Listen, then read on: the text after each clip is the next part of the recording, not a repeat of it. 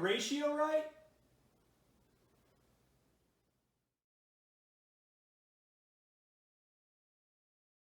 Sweet. All right, hey, welcome everybody to the first episode of the Ratio Right Show, or podcast, whatever you want to call it. My name is Kyle Skinkis. Alongside me is my co-host Kyle Maurice. How you doing, Kyle? Hey, good, Kyle. If you haven't noticed, we have the same name. I'm just gonna have to say, just get over it, guys. It is what it is. We're gonna be here for a while, so just get used to it. Nah, but for real though. So this podcast is going to be, I'm gonna call it a podcast. I would, Yeah, I would say podcast. discussion. Which is a podcast. Topical, just yeah, which is the same thing. So, so we're not gonna start these things off doing it live. We're just gonna record them and then post them online for you guys to listen through. Give you something to listen to, like while you're doing homework, or you're sitting at home chilling, or maybe if you drive a truck or something like that, you can listen to it if you're into this type of stuff. But we're just gonna be sitting here drinking beers and talking about like the things that we enjoy the most, like for example motocross, BMX, skateboarding, snowboarding, music, drinking beer, just anything that you can think of. We're gonna do it. We're just gonna talk about it, and hopefully it's enjoyable for you guys, because we enjoy doing it ourselves. Yeah. Might be stupid to anybody, might not be. Yeah, I mean, to be completely honest, I'm not really even worried about if I look stupid, because I know I'm having a good time. So regardless, I don't know. Either way, let's get into it. We'd be doing this anyway. So. Yeah, for sure. So, anyways, without further ado, we're gonna start off every episode with a sweet breakdown because we're both into metal music. So I think that's what we're gonna do. And here is the first one. Are we gonna crack that beer? I thought about it. You're gonna crack. I thought about it. I'll let the breakdown go first. Right, okay. I'll let the breakdown go first. Okay.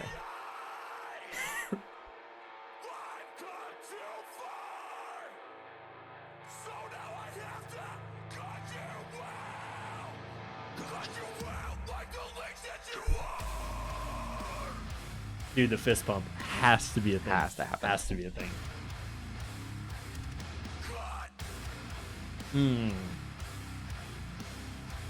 So, dude, it's just so Ghost good. Inside. So good. So we were talking about this earlier. The Ghost Inside had a crazy car or tour bus accident.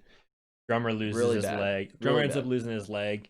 Vigil, the lead singer, shatters both of his legs completely. His heels or something. Yeah, it was something pretty bad. And then they unfortunately lose the life of the bus driver. I think the bus driver and I think it was. I think was there somebody else. I feel bad that I don't know because I should. Yeah, we've paid enough attention to it. Yeah, I should know, but I don't know. There's a lot going on. Yeah, so I'm kind of, I don't want to sit here and say oh, this person passed, this person passed. But either way, regardless, it's a terrible situation. Oh, horrible. But even though it wasn't the best comeback album, it was just so necessary. Yeah, I think that it might not have been anything insanely spectacular, but I'm the type of dude that sees that the album, to me, I love this album because it's not too far from where they started from. Yeah. It's not that far, but it's far enough where you're like, okay, I see that they got in a groove of what they like to play. It reminds me of Every Time I Die. They haven't gotten too far from what they are, but it's we talk about all the time that bands just I don't know what they're doing really, seems like Bring Me the Horizon started this trend where they got lighter, and then now it seems like most bands are doing it. Yeah, no, I agree. And the way you brought up Every Time I Die, you can take for example Every Time I Die, and even the Ghost Inside, who took that big a lot of time off because of that situation. Every single album is progressively the same thing. Yeah. Where I see it in a Ghost Inside, or in the Ghost Inside, where they had Aftermath, and then I can't remember one of the other songs, but it was a little bit lighter. Yeah. Where Vigil sings, but singing. Yeah, but I think that was more or less they it was just fitting for the situation, you know. Yeah. And like I was saying, like if you guys didn't know, definitely look up the whole story with the ghost inside. I think they posted a like recently they posted like a whole video explaining it, and like Yeah. they sit down and talk with them about I think it. there was a podcast that's been posted of like Yeah. 4 episodes or some 3 or 4 episodes or Yeah. something that's about the whole thing, and I think it interviews each band member too about, you know, their outlook on it. I think I haven't listened to all of them. I only listened to the first one, but which is sick, because the fact that they were able to like straight up like talk about it, yeah, it's how it's how it should be, I guess, because like if they didn't talk about it, then they might haunt them more and stuff. It's crazy. I think, well, they're the first song on the album's 1333. I think that's how many days they went between shows or something. Yeah, I think that's I or think you're between right. Which is something. insane. I like forget. like how do you get, Like you don't get much more meaning than that. So, No, which is yeah.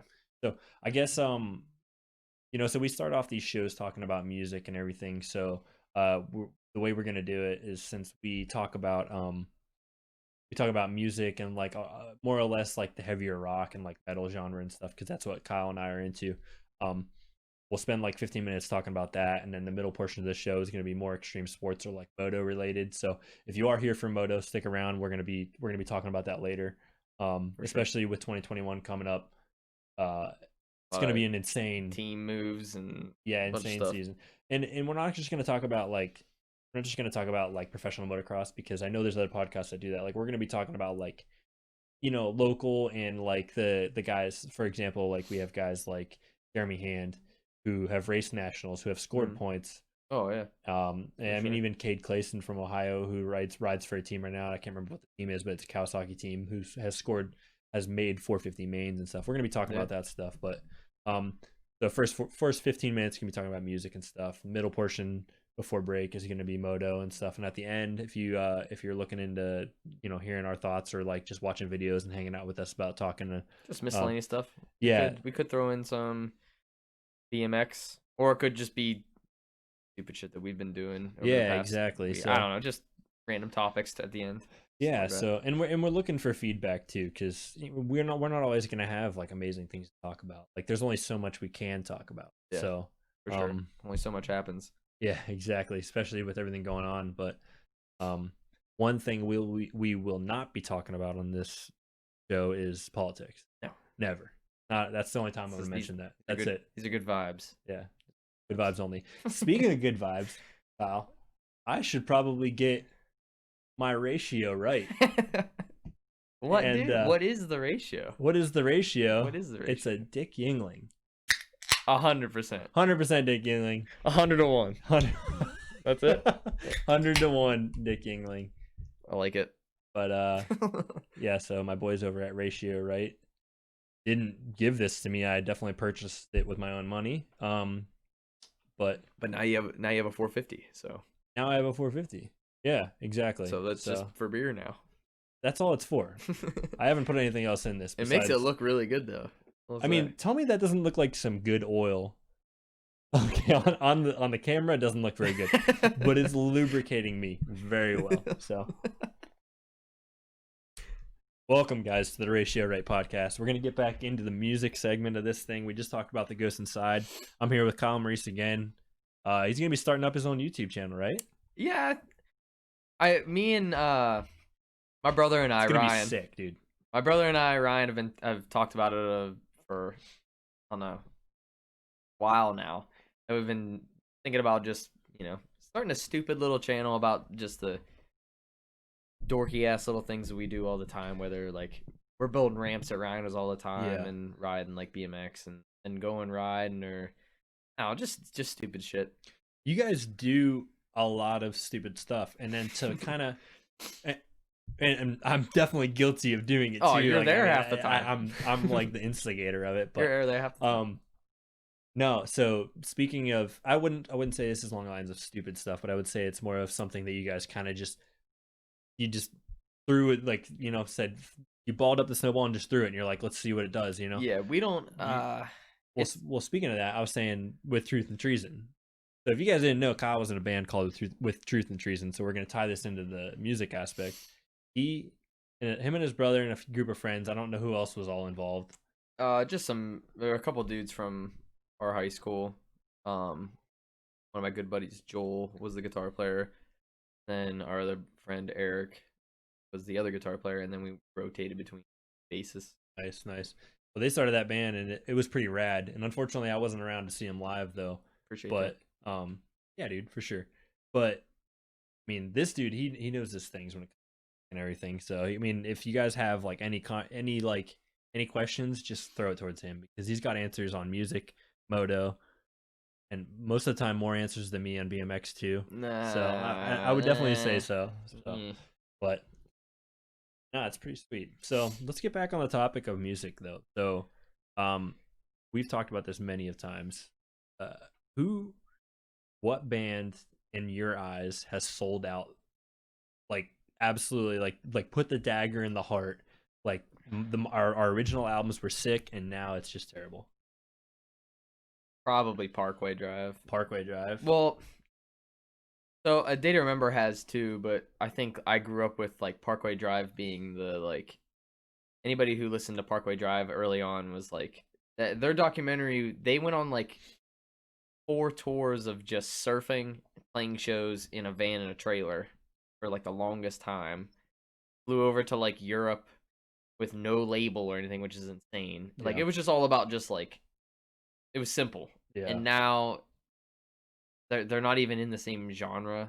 Like you could maybe tie it to the same genre. So like original like early 2000s metal to now what would be like radio metal. Pretty much. Like it. Okay. Yeah, it's I don't know. I'm just and it sucks to me because Parkway was like one of those bands that I listened to quite a bit. Mm-hmm. And now like I couldn't even tell you a single song name off their new albums. Me neither. I couldn't like because I just don't enjoy it. I haven't even listened to anything on their latest album. 2 albums ago, I gave it a little bit of a chance. Multiple times, I kept being like, "Oh, maybe I need to warm up to it." You know, maybe it's just different. It's just different. I can't get into it. That's like listening to if your favorite band was or if your favorite musician was Beyonce, and then she comes out with something that's sounds like Linkin Park, you'd be like, okay, I don't like that, or you might, but which some people don't. A lot of people don't. Which is one thing where I mean, I know we're gonna be posting this on YouTube. Like, what are your guys' thoughts on the fact that so like we're talking about Parkway Drive, which was a metal band in the early 2000s who got their fame for being a metal band and then switched to this like weird, I don't even know, like just this weird style of music that's just kind of weird. Like it could be on the radio, it seems. Yeah. Oh, yeah. Like radio. It's light enough to be. It's radio metal for sure. So, like, what are your guys' thoughts on like? So we had MGK, who's known for rap. Mm-hmm. He's a Cleveland rapper who's just known for that. But then he's also known to like rock. He does some things with Travis Barker from Blank. I don't know why I was drawing a blank right there, but he's done things with him. But he goes and makes an album about. Like it's a rock album with his name MGK. Like I don't know if I agree with that. Like I feel like if you're gonna do that, like if you're gonna go from rap to rock, like you should probably just change it up and like make like a band name. A different project. Yeah, it's a completely different project. But he's doing that as MGK and getting all the same fans listening to it. Yeah, and you made a good point. I think I can't remember when we were talking about that a while ago. You made a good point that it's just weird to start from scratch at this point, and this is your genre, this is your genre, this is your genre, all the way through, and then at some point you just like swap it. Like it's just it's almost like you're using you got so many fans that follow you because like for a reason, and then I mean I don't know. I could be being we're obviously have never been in their situations. We don't know if that's just the trend the way it goes, but. Just between us two and a lot of people that I know that listen to not even quite the same genres I do, bands change like that, they get mad about it. I mean, Now, do you think it'd be easy for you to just be like, oh, I'm done. Like I'm done making this music because people like the fact that I'm making this style of music. Like, do you just forget about them? Like, do you? Yeah, I know that a while ago, like a couple albums ago, like August Burns Red is one of my favorite bands, Mm. and yeah, they've changed a little bit, but nothing that crazy. But a couple albums ago, I read somewhere that they contemplated having their bass player do clean, and because their bass player has his own solo punk thing. He does like all the instruments and sings in it, Yeah. and it's really good Yeah. too. And um, they contemplated letting him do that in the band, and then I remember read an article with either JB, the guitar player. He said, although we'd gain an entire new audience, we would lose a lot of our original audience. And I Yeah. think that's how bands need to look at things, but I don't think they do. I think like I would rather have a band Do you think they look more along the lines of like, I'll lose a portion of my old audience but I'll and I'll gain gain more. more. Yeah, That's probably probably why. what it is. So like I feel like that's what A Day to Remember did, because they're like, oh, we were already kind of poppy. It's like, no, like you guys weren't really poppy. Like you guys were like that genre's pop punk Yeah, type you thing. were kind of the transition Yeah, already, and you like know? so I guess like with them being who they are, it kind of made it easy for them to be like, I guess we can change. Yeah.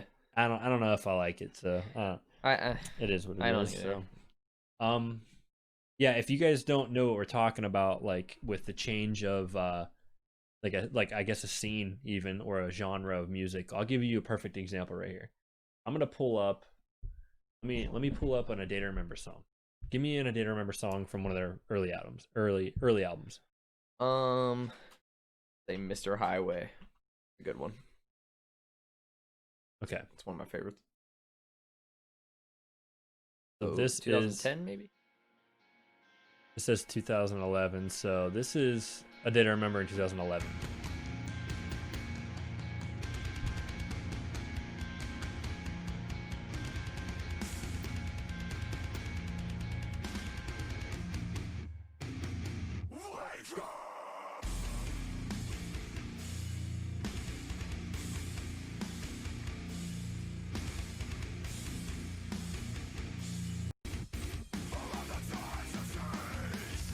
Pretty heavy, pretty sick. And it's not even just the heavy part. Like Yeah. even the parts where he's singing are like it's just a different. Like right here. Like that's not very poppy. It's not poppy. That's not like pop not punk. poppy. That's like That's rock at its like at the minimum it's rock. That's you know? yeah, at minimum rock. Now Dude, tell you. I'm just gonna literally type in A Day to Remember. Probably just oh god. So this is A Day to Remember with Marshmello, that like I don't even know what is he, DJ, I guess. Yeah, I don't even really know.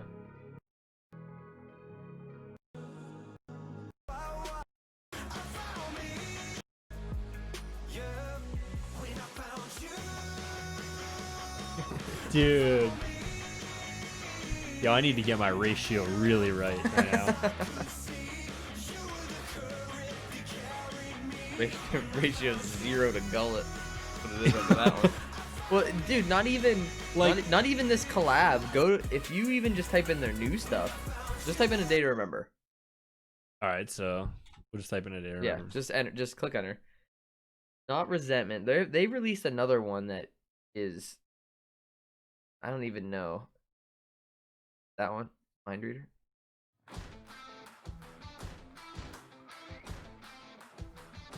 I'm gonna make sure you guys can hear this.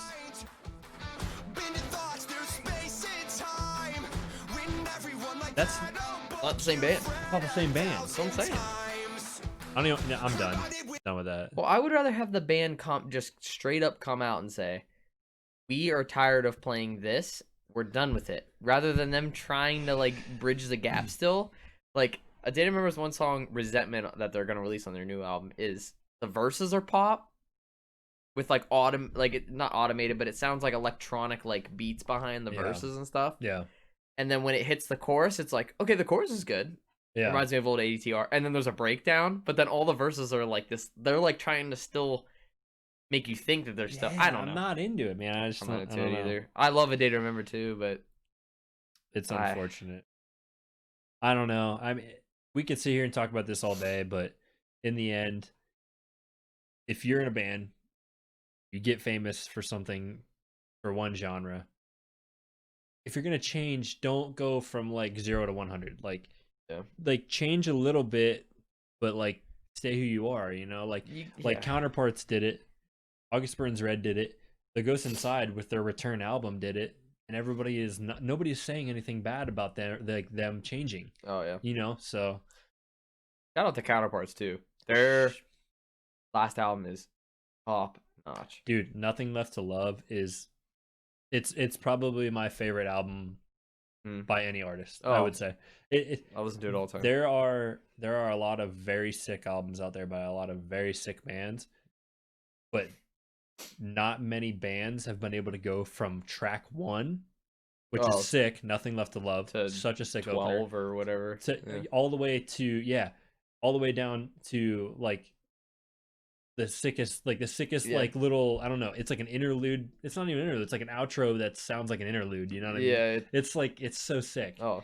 But I don't know, if you guys haven't checked it out, Counterparts, Nothing Left to Love, one of the sickest albums of all time, start to finish, my favorite album by any band. I'm confident by saying pretty much. What would you say your top albums right now that you're listening or top bands, I guess? Top bands that I'm listening to right now? Yeah, like you're hooked on right now. I would say excuse me, I have to burp. My ratio is way off, dude. No, I would say the band that I'm hooked on right now is, it's like a mix of like Alpha Wolf and Dealer. He got me hooked on Dealer. But they're like the same band because the vocalists at one point were the same. Yeah.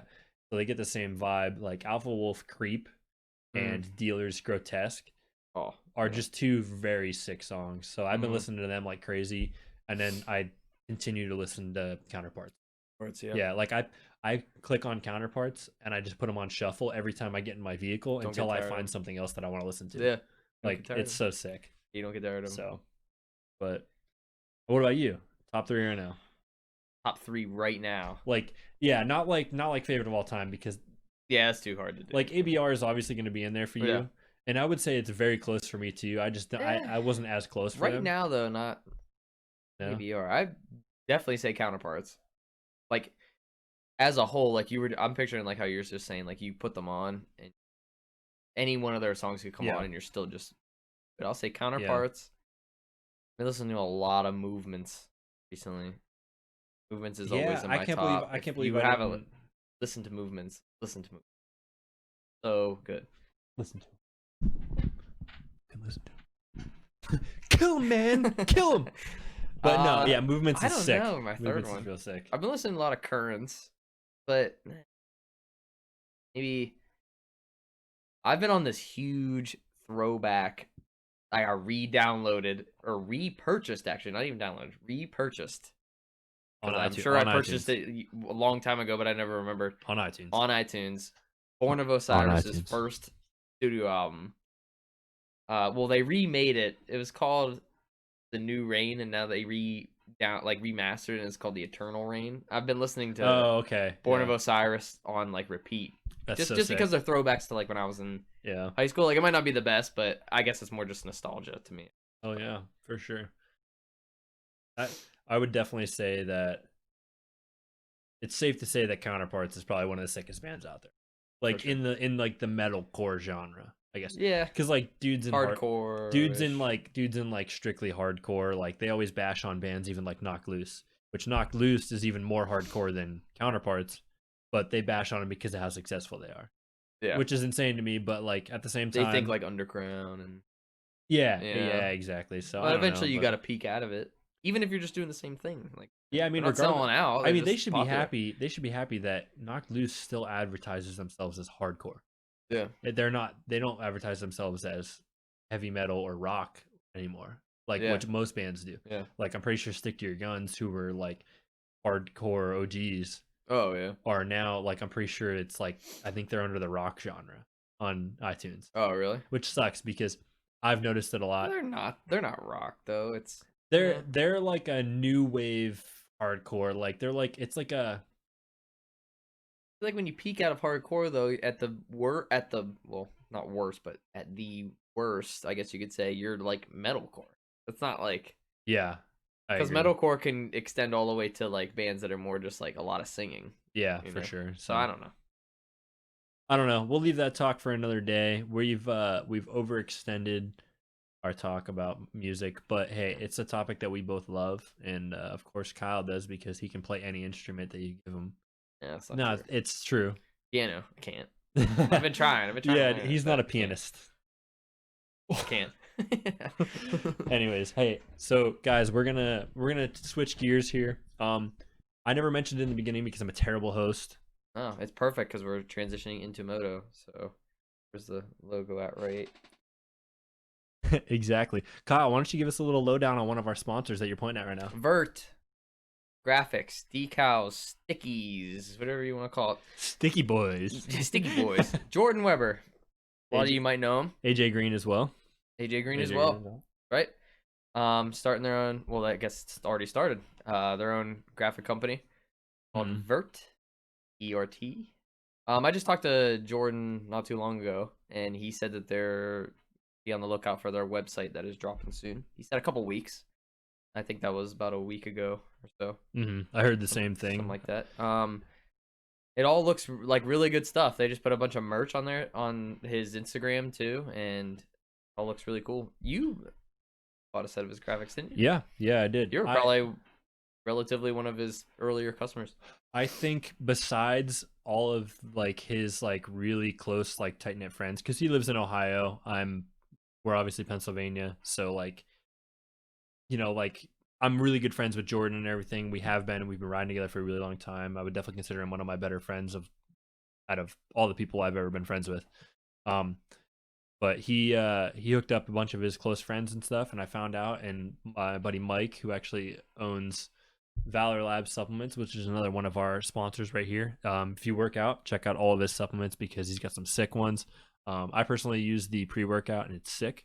The only reason I work out though is so that way I can get my ratio right with this beer. Yeah, we pretty much ride and work out to drink, or else you're just exactly screwed. Yeah. So but no, going it's so true though, so true. Going back to Jordan Weber's company Vert MX graphics, cool stuff. Yeah, so I bought their graphics. I love them. They're sick. They look super rad. He's able to do customs. Like if you pick one of their designs, you can have them adjust it. It's not like, hey, that's a set design and you have to use it. Like I told him, I was like, hey, you know, I don't like this much yellow. I want a little less because I ride a Husqvarna. And he hooked me up and did some sweet stuff. Gave me a bunch of mini plates, which they're like extremely mini. I'm sure you can ask for bigger ones, but very sick. They stick really well. I put them on like shit, and yet they still haven't fallen off. They don't look bad. They don't look bad because of how good their graphics are, but I notice it because of how terrible I am at putting graphics on. So don't ask me to put your graphics on because I'll do a terrible job. Same with grips. If you ask my cousin Cody, I ruined a pair of his grips because I definitely didn't do it in the right steps. So, but no, if you guys want to check out more, VertMX Graphics on Instagram, it's just at VertMX Graphics, no spaces, no nothing, no capitals. I don't think that matters anymore. I think Instagram's all lowercase anyways. You'll see a bunch of bikes that have sick ass graphics all the way from pit bikes to the 2021 Honda, which I'm looking at right here. Their 2021 Honda graphics are so rad.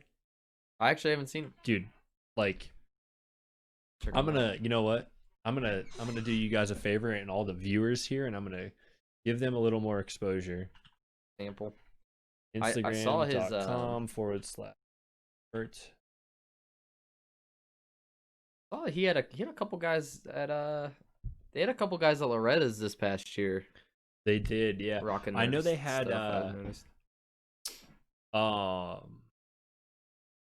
dang, I can't remember. I'm drawing a huge blank on the guy in like it was 250B or 450B or something. Yeah, so they had Myers. Yeah, that's what I'm thinking of. Yeah, or Meyer or Myers. I'm probably messing that up, and I apologize if you see it. If you're okay, well, I can't pull it up because I'm not signed in, but I'll give you guys a little bit of a display. If you look right here, pull it up so that cover you guys up. They have all bunch. we're gonna cover ourselves up. It's all good. Wrong way, dude. But no, they got the 2021 KTM's and everything. Here's a list of, or here's just a bunch of photos. That's my bike right there, the Husqvarna. Look real clean. Bunch of different stuff. This dude right here stole your number 572. Oh, and then there's Meyer right there with the that bike is so sick. So hey, if you guys haven't, go ahead and check them out.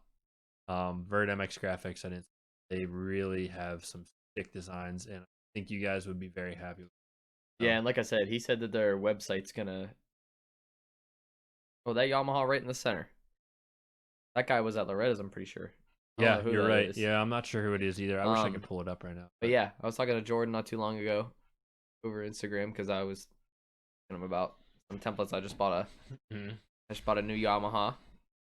I didn't get them all decked out. Got a new Yamaha. Yamaha style. What do you think about that Yamaha? I like it.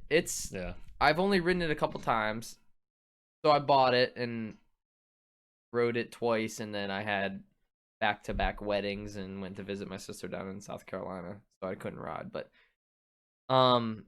obviously any bike brand new is pretty tough with the suspension until you get it like either sent out or just broken in.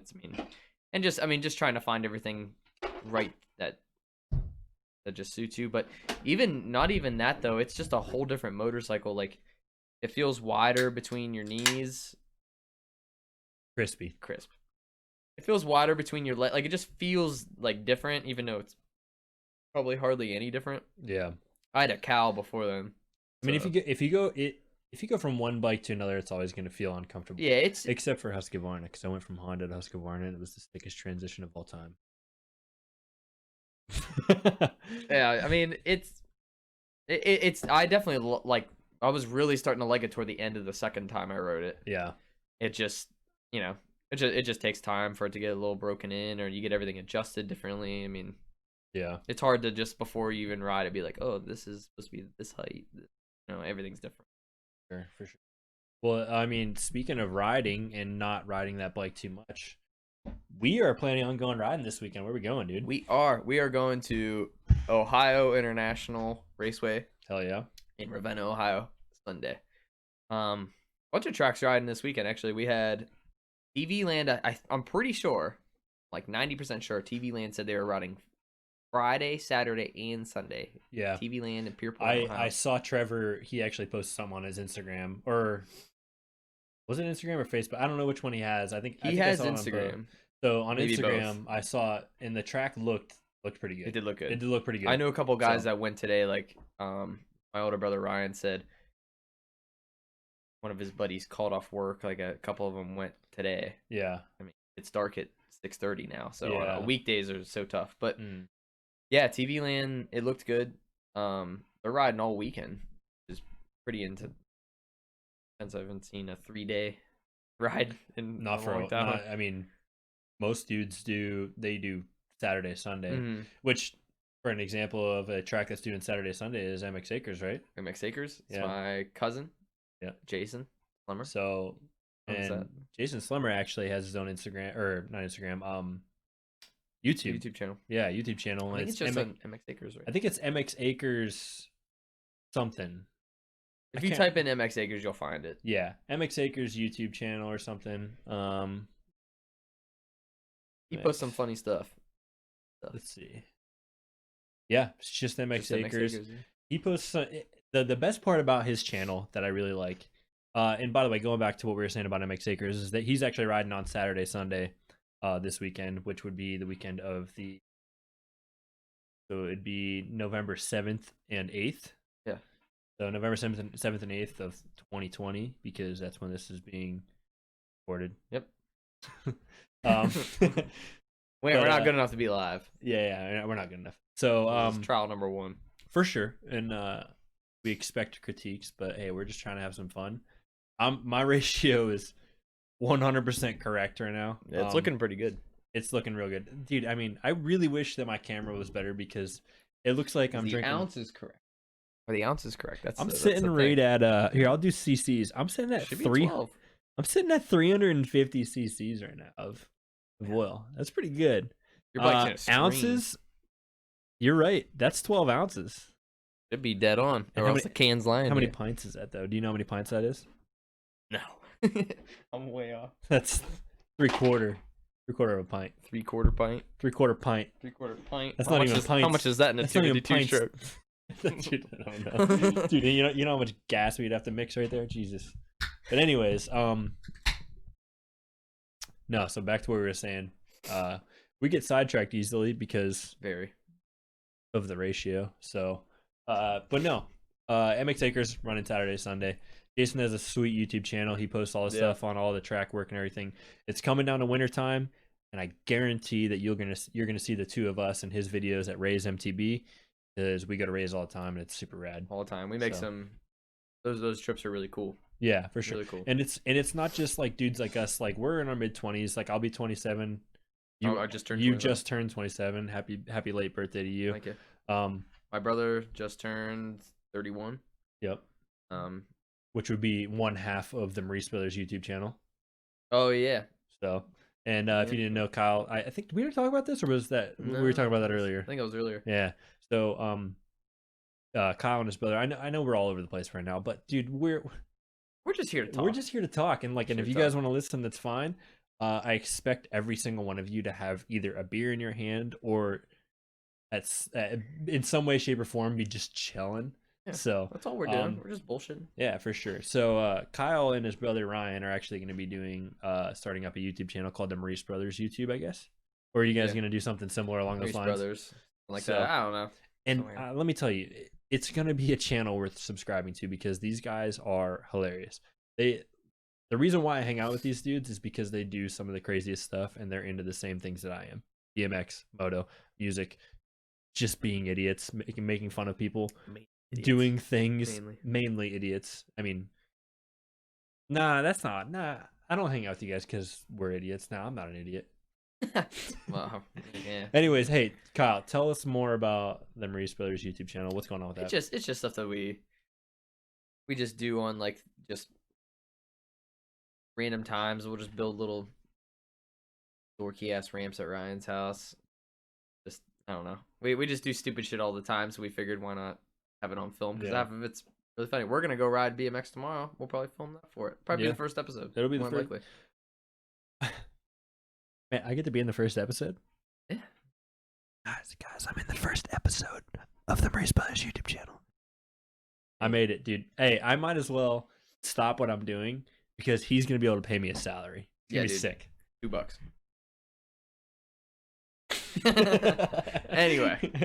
Anyways, hey, so we're gonna get back to it. They're starting a YouTube channel. I hope you guys the best. I think it's gonna be really sweet. I'm really glad that you're able to stick it out here with me and film the first episode here of this, and all in good fun. It's gonna be sweet. Hey, and then one more sponsor that I wanted to talk to you guys about. I don't have the vector file of it, so I couldn't put it as like one of these two designs that you see here. Is DH1's DH1 Mods. Brandon Haas over there. If you live in the Northeast, hit this dude up. DH1 Mods on Instagram. This guy can get your motor dialed. And what I mean by that is not just your dirt bike. I'm talking about car, moped.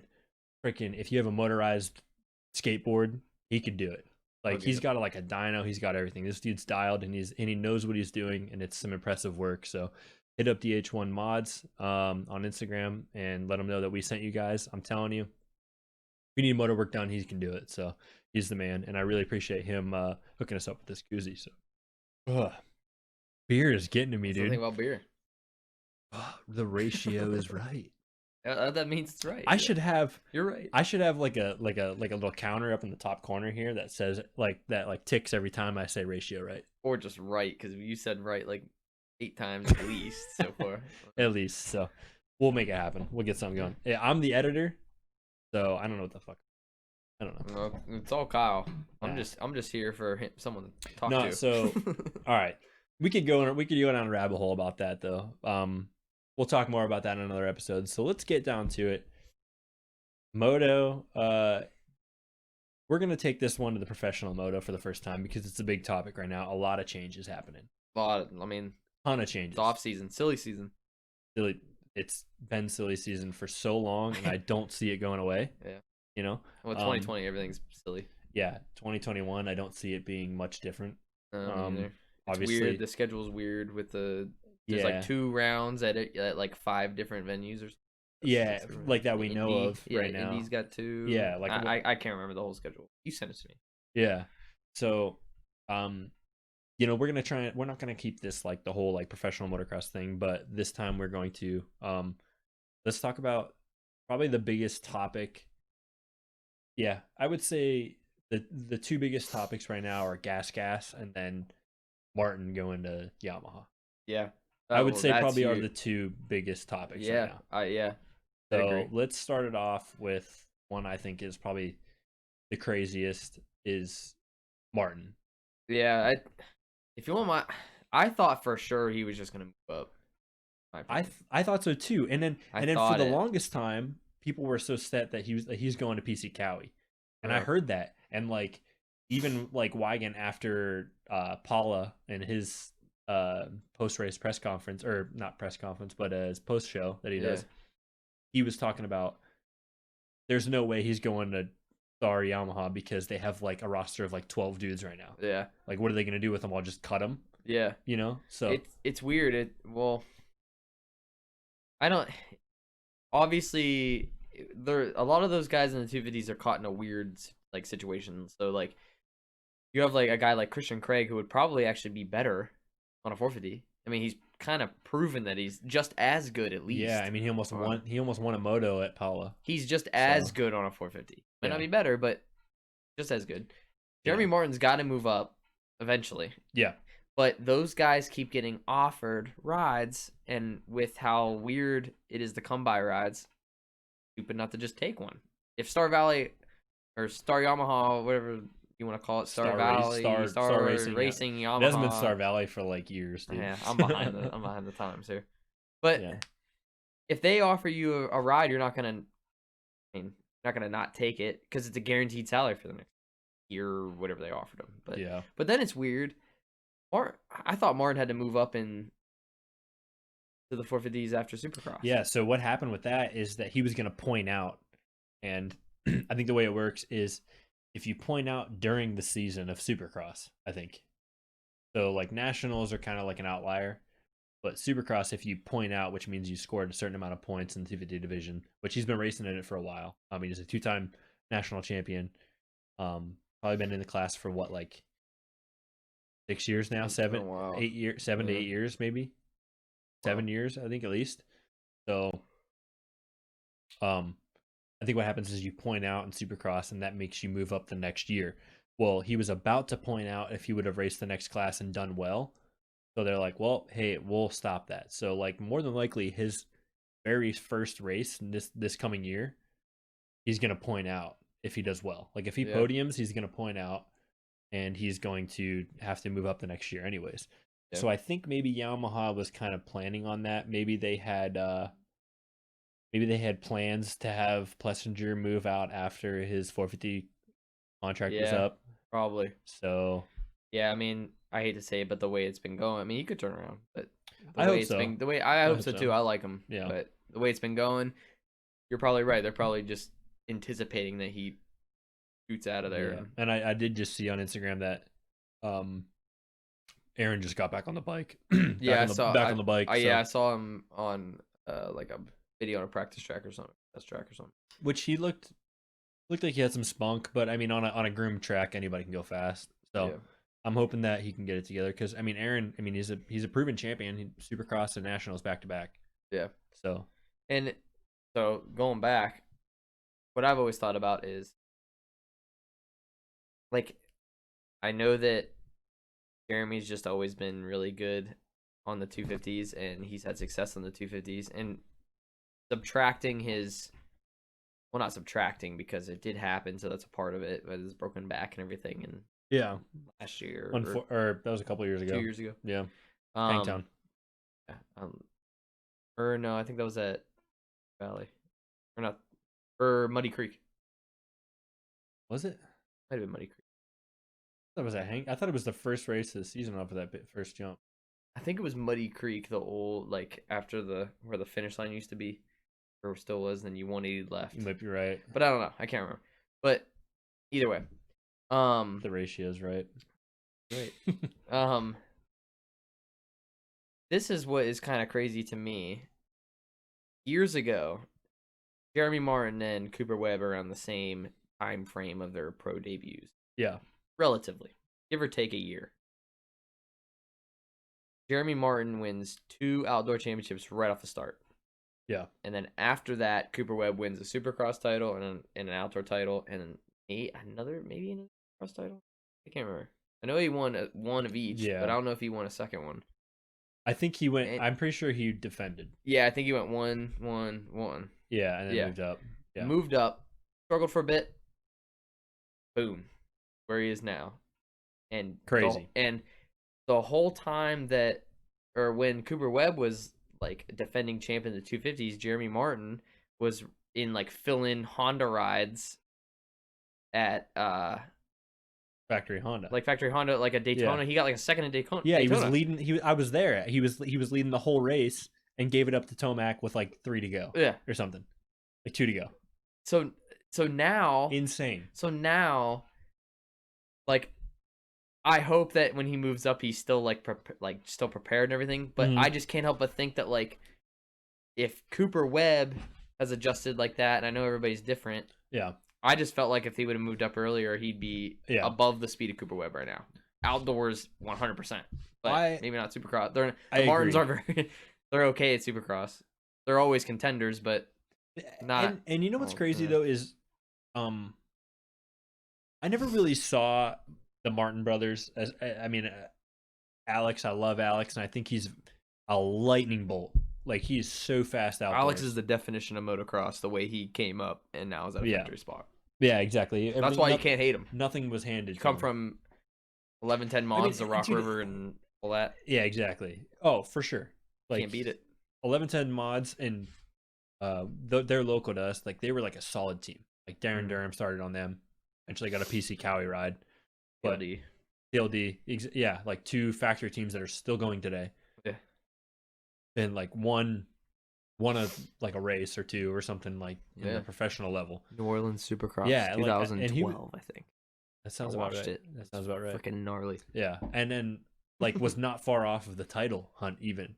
No, he like not at all. Yeah, no. So you think about Alex Martin, he came through like all this adversity, but I just don't see those guys as Supercross. They never really have been. But the argument to that though is Martin looked good last year. Like Jeremy Martin. Yeah, he did. Jeremy Martin looked really good last year. He did. And then they told him like, hey, you're gonna point out. I would not be surprised if he captures a title this year. And the reason I say that is because he's back on Yamaha, the bike he won 2 championships on. Very true. So I was in these weird hopes, like I root for the underdog, so I'm always rooting for GGR Suzuki, just because it's just good for the sport for there to be, like if Suzuki goes away, that's just not good for the sport. Who wants to see that? And Alex Martin has been like the greatest representative of them of all time. Alex Martin was a rocket last year. Okay, obviously it's a factory bike, but the Suzuki's 250 is way outdated compared to the other 250s. Maybe even more than their 450 is. Yeah. I don't know. I mean, just whatever you think. But Alex is making that thing look freaking pretty, dude. If you actually go back and watch the races from last year, he was getting top 5 most of the time, a handful of motos outside the top 5. But if you look at every race of where he started the moto from, it's pretty wild. I mean, I think he said, I listened to his interview with Mathis, and he was like, he was talking about how good the star bikes are, and he goes, well, I was only one of 2 guys on a 250 that hit the leap this year. So JGR's got the bike ripping. I think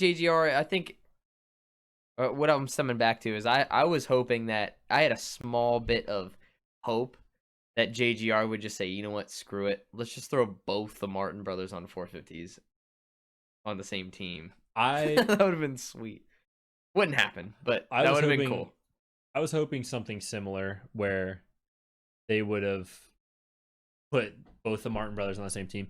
I was actually really hoping that they would have done Jeremy Martin on the 450, like you were saying. Like we were talking about this before, like who's gonna be the Suzuki rider and stuff. Yeah. Which I don't think Suzuki is a bad bike because they're factory bikes. Excuse me. Yeah. Their factory bikes are sweet, and I mean, Amart said it before. He straight up like was hitting the leap this past like season and nationals, like one of like 3 dudes on a 250 hitting the leap on a Suzuki. Yeah. And he made like a joke of like saying how it's like outdated. Yeah. Like, are you kidding me? That's what I mean. He's ripping, man. I mean, and, dude, and look at that setup. The Arai helmet. Come on, dude. Garnet boots, Arai helmet, Answer gear. Is there a better setup? I'm extremely biased because Answer is like my favorite gear company. But, yeah. And I've always wanted a pair of SG12s. Just, dude, they are. I mean, you can't go wrong. I mean, look at those things, dude. Look at that setup. That's sick. With like the gold or yellow helmet or goggles too. Yeah. So I don't know, man. I mean, I just taking it back to the whole thing about J-Mart going to Yamaha. What I mean, I expect great things. Yeah. So okay, prediction. What they do 9 races, or is it 8 races? 8 races. 8. Yeah. They do 8 races on the 250 coast, right? How many races does he win? Early prediction, J-Mart. 8.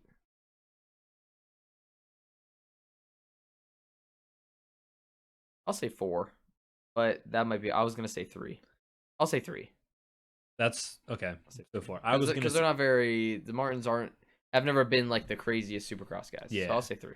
I was gonna say 3 as well. I think 3 is dialed. Because you got to think now they don't have Ferrandis. I mean, and who's gonna be on his coast too? Yeah, the dudes on GasGas gonna be sick? Like, are like they're gonna be somebody new? The 250 class is something that we could talk about completely, honestly. Yeah, for sure. So, well, I mean, we're on the same page with the J-Mart thing. We kind of like broke off into Alex Martin, where JGR Suzuki. I mean, I'm so happy that he is a representative of JGR Suzuki, because that's like the pinnacle of motocross, and I think that's the reason why they stick around so much, is because they have somebody like the Troll Train to keep them going. You know what I'm saying? I just want them to keep going, just for the fact that it's just good for the sport to have, I don't know, 3 extra 250 factory rides and 2 extra 450. Like, it's just seeing, like, you can knock it all you want, but at the factory level, it's just good to just see it around. For sure. I agree. Yeah. Okay, so let's swing it off into the second biggest topic, going on with all of Moto right now. TLD GasGas. Barsha, what's up? Barsha in 2021 may have the sickest setup. Dude. Yes. The gear that he was wearing in the promo that they put up isn't my like favorite, but I know for a fact that at some point in the season he's gonna be wearing something so sick that Troy Lee whips up in his lab. That bike. I saw the GPs this year, and those GasGases had silver rims on it. And come on, who has silver rims on motorcycles anymore? Yeah. Well, so when they dropped that Golden Nos, right? Yeah. So when they dropped that, I was like, if he doesn't have, see, even in that top picture, they didn't have, because they're just editing it in. Yeah. As soon as I saw the black rims, I go, that bike is going to look sick. And with the Red Bull on it too. Anything that has Red Bull on it looks badass. Come on. Yeah. Everybody wants to have Red Bull. Who was it? Michael Mosman did an interview with Swap Moto, I think it was, and he was saying that he was at the top of Glen Helen, and when he was about to go down the hill, he looked down and saw the Red Bull symbol, and he was like, he had a moment, and he's like, holy shit! He's like, to think of where I was to where I am now. Yeah, like that's sick. You know what I'm saying? Yeah, so, and super sweet. I mean, could you imagine? What's up, Mathis? How you doing?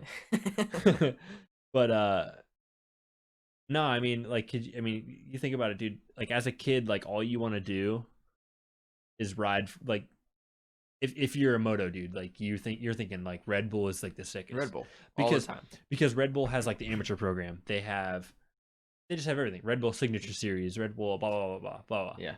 And they're tied into now Troy Lee Designs, which has some of the sickest gear too. I mean, Troy Lee is just a rad dude. Oh yeah. So rad. Well, he's been around for Yeah. so long. Exactly. So and they got Mosman and Pierce Brown, right? Mosman, Pierce Brown. Yeah. It's so I like how Barsha's the sole 450 dude. yeah. I like that. So I was thinking about this the other day. Yeah. I was thinking about this the other day. So Troy Lee Designs moves off of KTM. Okay. And then so what this means is the 450 class technically gains one factory ride. At least. Which is GasGas. 450, I mean. So they gain Barsha on GasGas, so that's one. Yeah. So they're still on the positive. The 250 team, or 250 class, is KTM doing a 250 thing? I'm pretty sure. I've heard that. So if KTM just does 2 riders, even. Who do they drop? Well, that's the big question. Because Mosman's coming from Rockstar. Well, so that's the thing. Like, so even though TLD went away and it just shifted over this way to GasGas, and they only have 2 riders. If KTM even just does 250 guys, really, there's the same amount of 250 teams. Yeah. They just split. And then you have Honda, which is doing the Lawrence brothers. I mean, I know nothing's set in stone because, or it's hard to say because KTM hasn't like announced anything. But I'm sorry if I'm taking the TLD team they had last year and I'm pulling 2 guys. How is Brandon Hartraff not on that team? I 100% agree. He was the most consistent guy. If Brandon Hartraff is not on that team, I might riot with everybody in 2020. Yeah, if Brandon Hartraff is not on factory KTM 250 squad, JGR better pick him up because I heard that JGR got a title sponsor. So supposedly they're having more than 250 guys. A 4-man 250 stacked JGR would be sick. Why would you not throw Brandon Hartraff? If Brandon Hartraff is a free agent, why would you not throw Peters? Dude. Don't get me started last year. Anybody, I'm sorry, I just kicked everything over. Whoa. Everybody that is listening to this, if you made it this far, please give us your thoughts on Peters. He was the besides Alex Martin. Yeah. He was the guy on the 250 team of JGR. Yeah. And they just dropped him. He wasn't that great outdoors, but indoors, it wasn't terrible. He wasn't horrible, but indoors, he was top 5. Like, I mean, but like out of 8 races, he was top 5 probably 6 races. But like Dakotas would have a good ride, and then the next ride would be barely qualifying to 18th or something. You know? Yeah, they kept Dakotas last year on the 2-man team when they went down, but got rid of Peters. Peters wins that. Yeah, I know that. Like I'm a big fan of Jimmy D. I like Jimmy D. Yeah, me too. But over Peters, dude, Peters is quick. That dude's people are good. Forgetting like I think that was the end of the 18 season. It was like snow and roll bad at in Minneapolis. He was riding through the pits in the snow, spun out, tore something in his knee. Yeah. Got a second. He got his best finish ever in his career with a torn, I think it was MCL or something like that, behind Jeremy Martin, I believe. I think it was it had to have been Minneapolis, or it was like East Rutherford. It was one of those rounds, but I don't know. I think he was a solid guy. Like if you had 4 dudes on the team, he's easily one of the guys that you throw on the team. Yeah. Especially if you already have him. Like he was already on the team. I don't know. But I just don't see how you get rid of him and stuff. I was looking up it's just a helmet cam, I guess, but like he was just so fast that I don't really see like I don't see how you got rid of him. I don't know. I mean, unless do you think it was like something else was going on and like maybe he wanted to not ride for them or something. I don't see how you would turn it down though because GGR is still a factory team. I think I don't know. I think if you had those 4 guys, no, that's tough. But I'll tell you what, if Brandon Hartranft is a free agent, and JGR decides to field a 4-man 250 team, even a 2-man 250 team. You got Alex Martin still on the 250 squad. Guess who the second guy is going to be if I'm in charge? Brandon Hartranft. Yeah. Yeah, and you said that you saw him at what he was that you that was riding with him at MX Acres? Oh yeah. Or... Yeah, he was at MX Acres. He went by me so fast. That's so insane, fast. man. The caliber of those dudes, and especially Brandon. I mean, dude, him at Straight Rhythm with the number 1 bike. What was that? Like an evil like or something. I don't know what that was. I don't know. I don't know what Something kind of throwback like that, he was doing. It was like Stars and Stripes and number 1 with the gold and stuff. Like that was sweet. He was fast. And then he proved it. Like he went into Supercross, he podiumed like almost every. He was like almost on the podium like every race. Like it was sick. He was like right in that like second, like he might have second. Yeah. But like that second to like 5th range, like every race. And yeah, I mean everybody has a couple bad races, but last year, I mean, Hartranft as a whole, especially in Supercross, I mean, I'm pretty sure he did well. He was at one point, the points popped up after a race. I wasn't even really paying attention.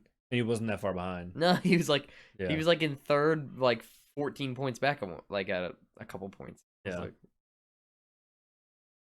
I don't know. Insane. But so that's what I was getting at. If he's not, you don't pull him to GasGas, and he better be on KTM because, I mean, in my opinion, there aren't too many 250 guys left that are free agents that are good. Yeah. Well, not I mean good. Clearly, they're all better than me. Yeah, but... they're all great. But yeah. And I heard something that I don't know if it's true because I'm not the biz, but I heard that Joe Shimoda. Some news. Some other news. Yeah, some news. Welcome to the channel with the news. Kyle Maurice coming at you. I heard Joe Shimoda and Carson Mumford tried out for the PC spot. I heard the same thing. And I heard Shimoda got it, but I don't know what. That could just be. So, I read a bunch of stuff on 80 different sites, so it's hard to. Shout out to because I've been watching the Pulp MX show. Huge fans of their work, and it's kind of an inspiration. So, they were talking about that, and they said that just with the results and the show out of everything, that Shimoda would have been the one to get it. Mumford, I mean, let's be honest, like he didn't have the same season that Shimoda did. No. So, I don't know. Shimoda was like a sleeper to me. Like I didn't think that he would be as fast as he was. Like I knew he was fast. Like you don't just do that well at Loretta's and then not do well in pros. Like let's be honest. But he did really well, and I wouldn't be surprised if he does get the spot. So yeah, which would be kind of cool to see because it'd be kind of crazy to see actually because he was on like all these people that I see on Hondas like throughout their amateur career and then become like a Geico Honda rider to just go to a different different manufacturer is kind of crazy. So, but who also saw Geico Honda closing up shop before JGR? Who saw that coming? Nobody. That's insane. There's no way. Like that. Like I thought for sure. Like there was so much talk about JGR. If you would have asked me a year ago, or if you would have told me a year ago, dude, Geico Honda is closing up before JGR, I'd be like, bullshit. Yeah. I'd be like, JGR has nothing going for them. Like they're losing riders like rocks, dude. Like, and then here we are, Geico Honda and stuff. That's insane to me. Geico Honda they had a very sick closing to the season though. Like it was like Christian Craig podiumed, got a second in one moto, and then their riders went 1-2. Yeah. Or 1-2-3 in the final moto. Yeah, didn't Jet Lawrence overall, which is super sick for Jet. Jet's gonna be really good. Yeah. So. I know he was battling some injuries, but I thought Hunter was gonna be a little more. He showed a lot his first year. Hunter got hurt again. He's been. I think he was just battling some injuries and stuff. So that's tough. But and we don't know the extent of those things too. It's easy for me. What do I know? I'm just. Yeah. What do you know? You're just a guy who's just some dude who's just going. Hey, how about this? Sunday. How about this? Kyle Maurice, who is the 19 we're gonna start doing this. I'm gonna randomly select a random year and a random class. It's gotta be over 1990. That's fine. I'm not good at the 80s. Okay, so from 90 on, 125, 250, 500. Well, did they have 500? Yeah, they had... 500 went up till 93 was last year. Okay, Mike so yeah, Baracco 125, was 250, 500. I'm gonna ask Kyle randomly around the midway point of our podcast, or like the 3/4 way point of our podcast, and I'm gonna ask him a random champion, and he has to name it off within like 10 to 15 seconds. I'm gonna say, and I'm gonna look it up on Google and see if it's correct. Who was the 1992 125 Supercross champion? Which coast? East Coast. The 1992 East Coast Supercross champion. Oh man, in 125 class. That's tough. I know that the 92 outdoor championship was Jeff Emig. I know the 92 Supercross champion was 250 champ was Jeff Stanton. 93 would have been Doug Henry and Jimmy Gaddis.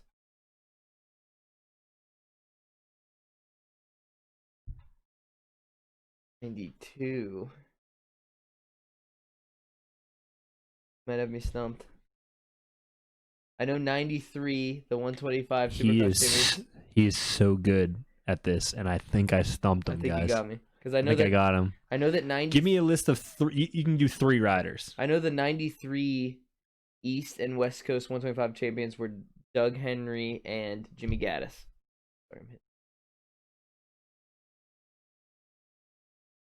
Oh my. Look at him looking off to the side, like, what is going on? Dude, this dude knows, like, so he knows a lot of them. 92 would have been, you said East 92 125. Brian Swink.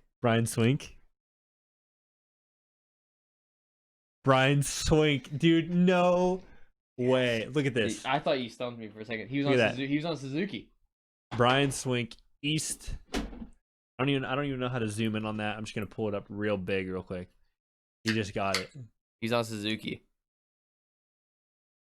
Wow. Because 92 is okay. You almost got. You know what has thrown me off is that 91, 92 were the years of peak antifreeze Honda. Yeah. So I kept mixing that up. So 92. Tell you a little bit about 92. 1990. Yeah, tell me about 92, the year before you were born. The year before I was born. Tell me all about how you know about 92. 1992 would have been the Supercross champions would have been Jeff Stanton in the 250 class, beat Damon Bradshaw, who choked. I mean, if you don't know that, you're not a Moto fan. Yeah, that's one of the biggest things of all time. Jeff Stanton won the 92 Supercross championship and won the 92 outdoor championship. 125s were East Coast Brian Swink, West Coast Jeremy McGrath, and then the outdoor 92 champion would have been, I'm pretty sure, Jeff Emig. Because 93 outdoor 125 champion. Old Dougie. Oh yeah, that's so sick though. I mean, this guy, dude. I like this segment. Every time we do this, you ought to just ask. Right before break, so you literally almost got me there. Like, see, like, do you notice how, like, if you would have said 93, I would have immediately been like 93 East, Doug Henry. Like, I would said that like right away. I'm like 92. I don't know why it was. I think it was sick. so weird because Suzuki's 125 championships are so weird to come by. So that's what I was. For sure. Well, we didn't get him this time, guys. It's gonna be tough to get him after that because that's like the one year. That was tough. That's like the one year that I knew was gonna be tough for him. So from here on out, expect him to just give the right answer in like 10 seconds. To be honest with you, oddly enough, I know the 90s better than I know like 2000 and. Oh, dude, that is a mix. 2011 to 2015, the 250 riders are just so I can't even. There's like 8 different pro circuit riders that won. Like Dean Wilson, Blake Baggett, like a bunch of guys won. Like it's I insane. mix all those up. Especially the Will fact, Hahn especially the has fact one. that especially the fact that a lot of them are still racing. Yeah, too. Will Hahn, Justin Bogle, like there's a bunch of random one timers in there that I. Yeah, for sure. But somehow I remember Jimmy Gaddis won in '93. Jimmy Gaddis, a legend, dude. He's only won like one race, and I know. I mean, that's sick though. Oh, that's so sick. But Here's wait, I got a question for you. For me. Yeah. Oh, dude, please. No, You, don't make me no, look like you might shit. not know, but it's just I just want to see who you would guess. Oh my okay? god. I'll ask you one question every time you ask me. You're gonna make me look like a fool because I don't. No. I don't know. But this isn't like obvious. Okay. This isn't obvious. This is something that like you only know if you like really, really, really paid attention to like or Little went back and details. like looked at races. And Okay. All right. Okay. I'll give you the hint. This rider rode in the 90s and the 2000s. Okay. For factory teams. Okay. Okay. All right. Who is the only rider to win a championship without a single win in a season? Oh my god. It was a 125. Okay, to give you a hint, it's a 125 Supercross title. This rider was a factory rider in 125s and 250s. Yeah, for some reason I'm mixing up Preston, but it's not. It's No, No. that's pretty close though. no. It's That's what I'm saying. Oh my god. This guy was a longtime factory rider, for in both classes. Yeah. But this title I'm talking about was a 125 Supercross title. He didn't win a race in the whole season, but won the title.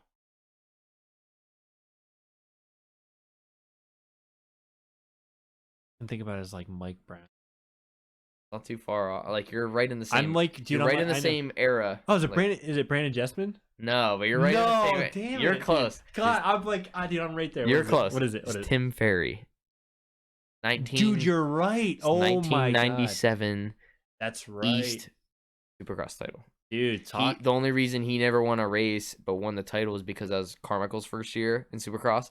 Carmichael would go like balls out and he would win like 3 races, but then like DNF like 2. That's you know? right. So Carmichael took a lot of the wins. Dude, but I can't didn't win the title. believe I forgot that because That's a tricky one. That not a lot of people know that. I just watched a documentary on Carmichael because like I've been looking up a lot about Carmichael because he switched to Kawasaki. Mm. I watched a documentary on him and like how like when he first came up because it was talking about like his run through Cowie and like why he went back to it, and one of them being that he would always talk about how he lost the title that he never should have lost even if he was going 80%, and that's who beat him was Red Dog. Because if you watch that title, like any of those races, Carmichael was going just balls out. Like his rookie season, he was just going nuts. I mean, he looked like he resembled James Stewart. Yeah, he was at the time. He was literally just going nuts, and Barry was getting like seconds, fourths, thirds. He pulled a Dungey. He pulled an Anderson and Dungey. Got it done. Is what he pulled. So got it done. That's so sick. He got a guys. Dungey. He got Dungey. Hey guys, we're gonna go to a little bit of a break. I think we're gonna wrap up the Moto section on that one. When we come back from break, we're just gonna kind of bullshit and just talk about everyday stuff and then close this one out. So stick with us and we'll be right back. So thanks for sticking around.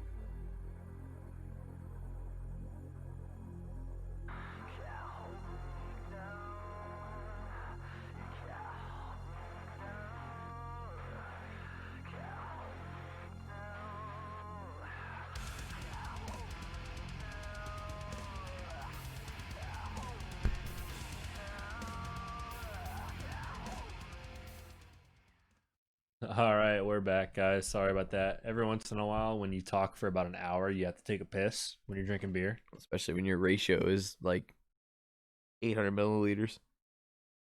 I don't even know what that is.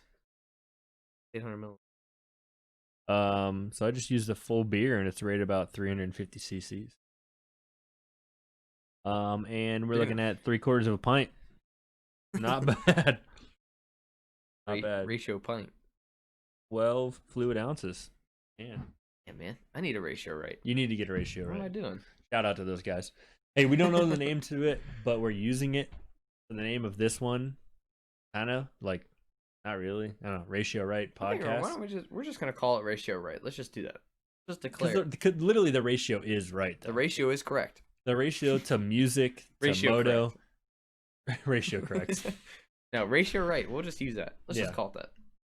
Ratio Right podcast show. Podcast live show.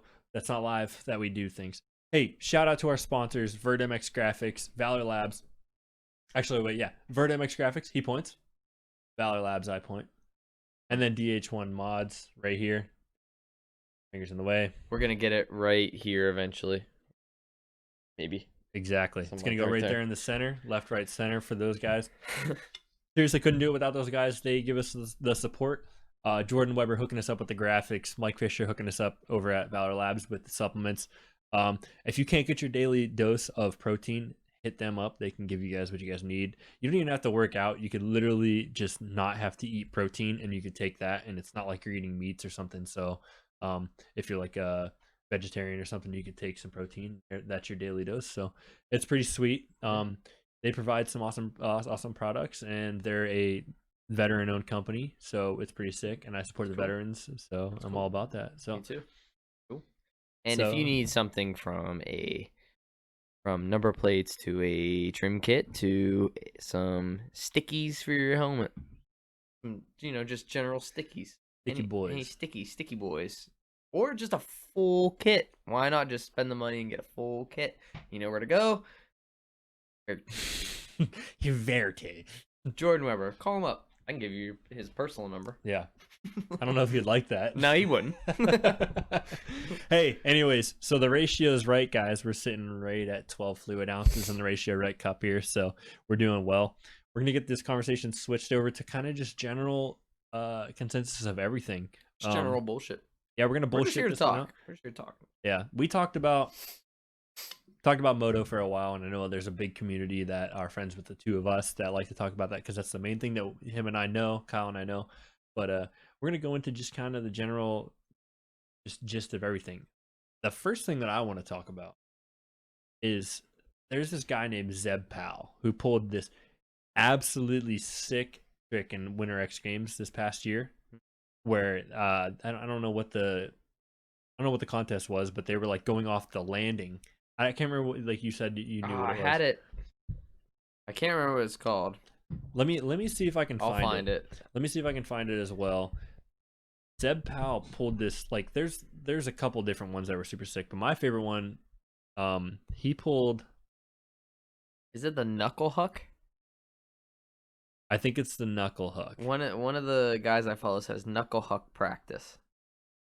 So, but that could be slang for like that could just be something they call it for fun. But I think that's what it's called. Dude, so he slid on his back off the lip, jumped off, continued to do a backflip, and then did a Japan Air completely torqued. Like he was just completely torqued. It's insane. And like the way they did slow-mo and stuff, it was just so rad. It's just extreme sports are getting to the point where I'm like, I don't even know what can you do? But then they keep. But then they just keep on uncorking things. Nitro Circus had a dude that was paralyzed from riding dirt bikes and stuff like that, and he did a backflip, ramp to ramp backflip on a two, or I think it was a 250, yeah, maybe a 450. I don't even know.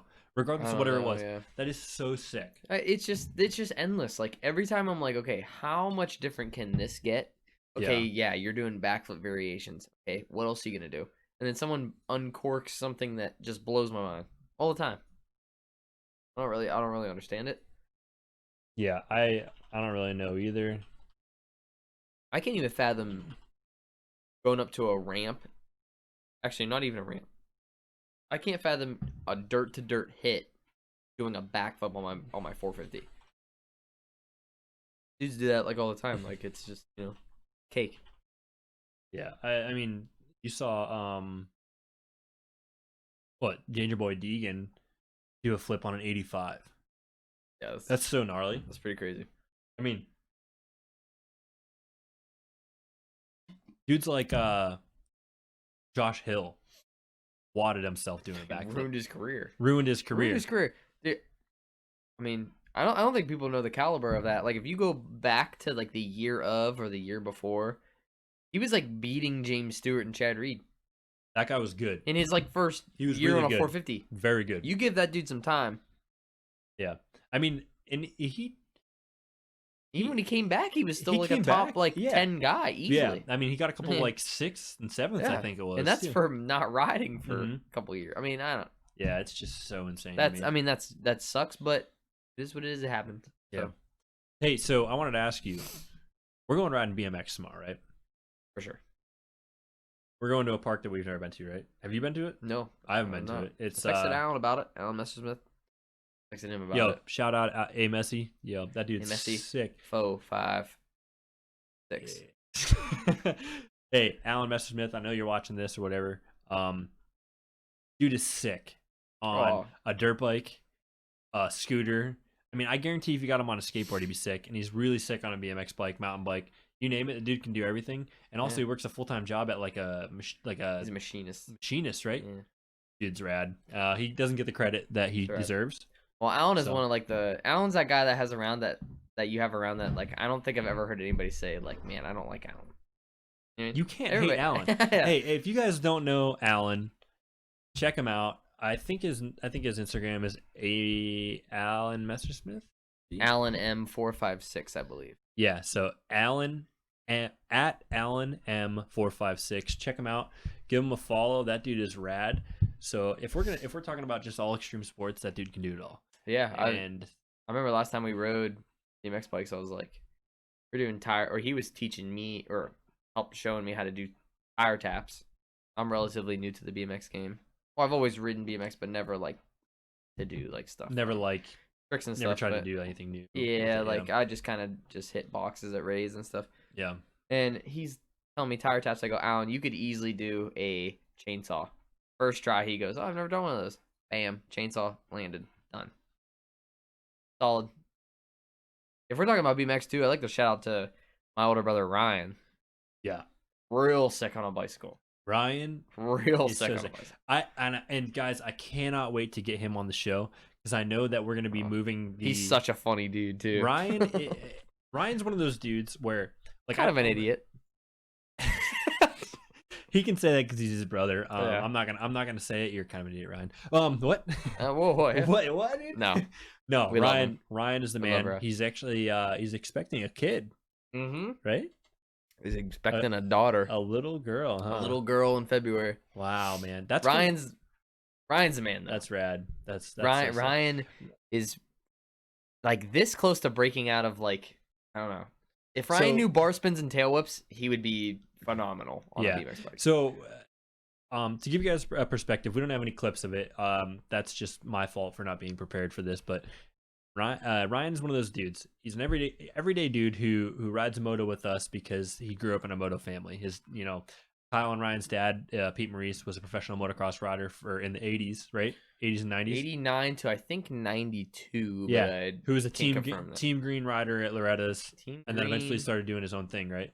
Team green from I think 85, and I think he was team green for 84 through 86, and then they wanted him to stay in the B class, but he said nah, so they dropped him. Solid. Make money in the A class. Solid 90s mistake there, I guess. Yeah. So hey, it is what it is. I mean, not really a mistake though, because he was going locally and realizing that like locally you could make, because back then if you were winning then the local A class was 40 dudes. So you could make a couple $100 in a weekend. So that's the roots that these guys are going off of. And Kyle is a rad dude on a dirt bike. Don't get me wrong. And he picked up BMX. Don't let him fool you. He picked up BMX after not riding for a really long time, and I rode BMX for a while. I raced BMX. I've been riding for a while, and I kind of stopped when I went into the military for a little bit. But I came back and I bought a bike, and Kyle was like, well, hey, you bought a bike, I'm gonna buy a bike. So he buys a kink, and this dude picked up double pegs before I did. It was sick. So anyways, going back to the gene things about what Ryan has, is Ryan is like Kyle is on a dirt bike. He's just really rad. He throws 360s, 540s on quarters. Yeah, man, no problem. But 360s, 540s on a quarter, and we were at what was that skate park that we went to? The West Middlesex one, the one with the tiny. Yeah. Dude, there was a quarter. It goes like 4 foot to like 5 foot. 4 to 6, I think. 4 to 6, and there's like an angle midway through. It's probably like 12, or maybe wider. Yeah, 16 foot wide, maybe. At least 12. At least 12. And the left side was like lower, was 4, and the right side was 12. He was going up, and he rides pegs on the right side. He went up, chinked his front peg off of the guard, like the handrails up on top of the like top rail to the side of the quarter. Yeah. Like went up, chinked it on the 4 foot side, and then rode out fakie out. But on the left side of where that railing was, there was just nothing. It was like the equivalent of me like being on the left side of this, like if this desk was the ramp, he was like his tire was on the left side of it, so he could have just went over here. And he like landed, fakied out, and it was the sickest thing I've ever seen. Well, Ryan on a BMX bike is just I don't know. It's just like he doesn't ever like. You're like, I wonder if that can be done, and he's just like already on his way pedaling over there to go do it, and you're like, okay, well, I guess he's trying it. Like he just doesn't have any fear, and he rides the stuff, and he rides brakeless with a cassette. It's not like he's like that street lord who runs like no.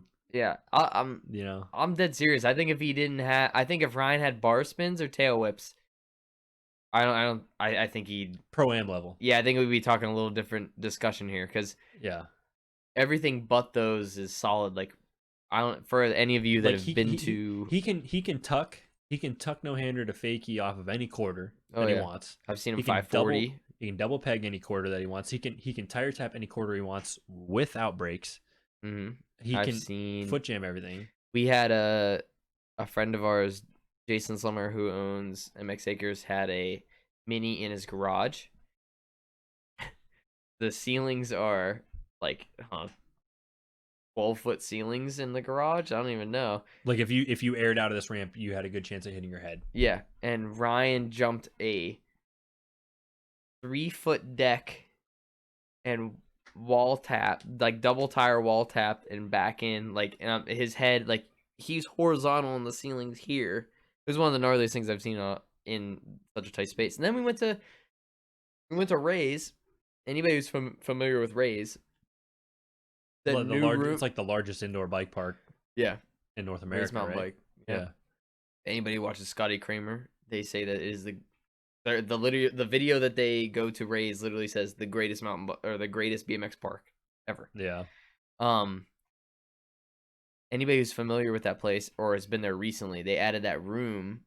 It's really tight. I don't even know what they call it, but I don't know either. It's a really tight room. Like there's a bunch of like quarters, like that eventually it's like the quarters make a bowl, but it's not a bowl. I don't know. It's kind of weird looking, but Ryan, with no room, because there's no room in that room. No room in that room.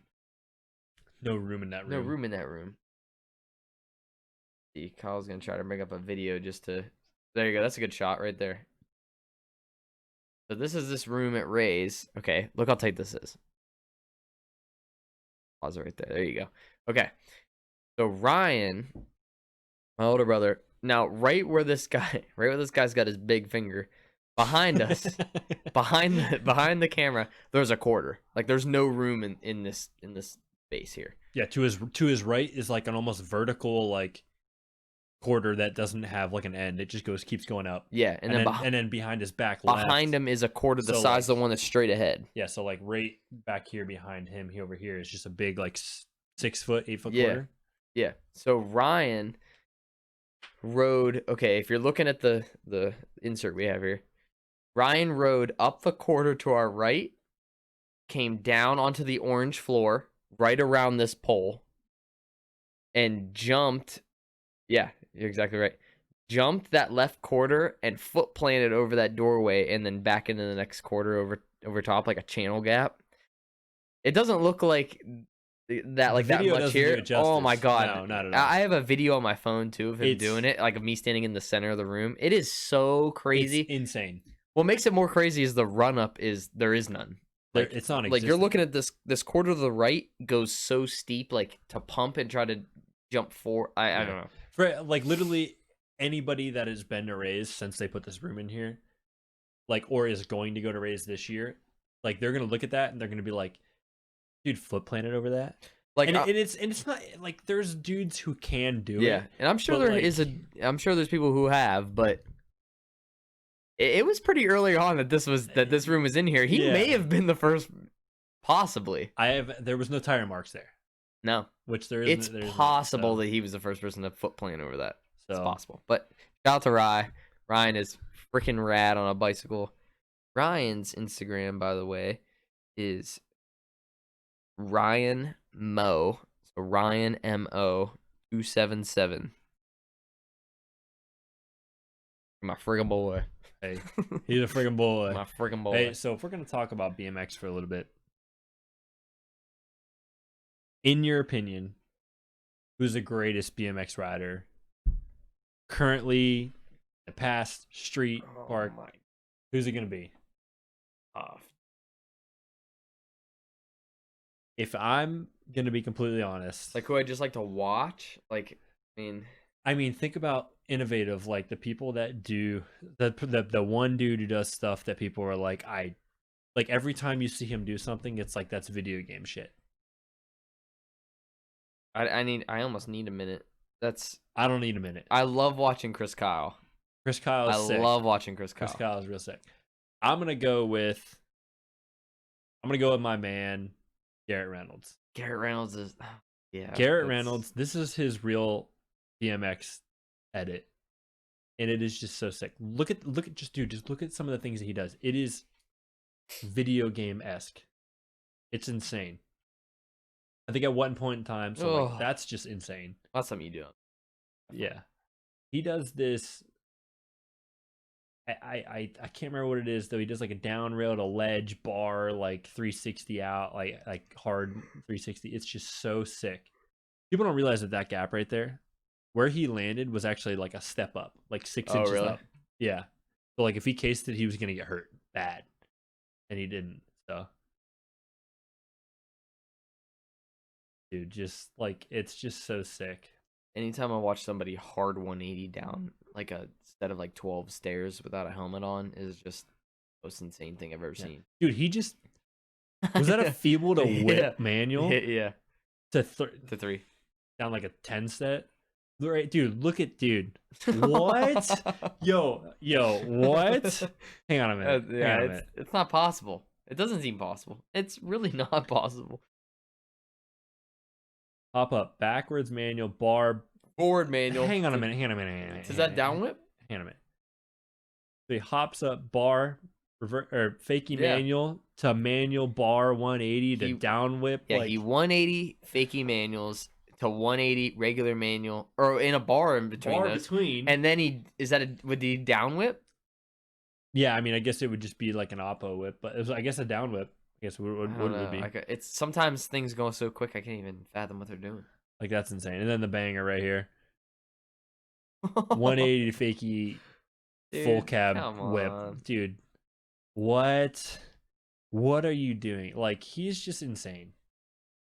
That stuff's just like it's almost like you can't even like say that's the guy that's the best of all time because we all know that. Who's the second guy? You know what I mean? Like yeah. Oh my god. There's so much stuff that guys do that makes me like cringe when they go to do it because I picture the worst case scenario, which is horrible to do. But, yeah. Like I was just watching randomly on my feed. I was just messing around the other day on my phone.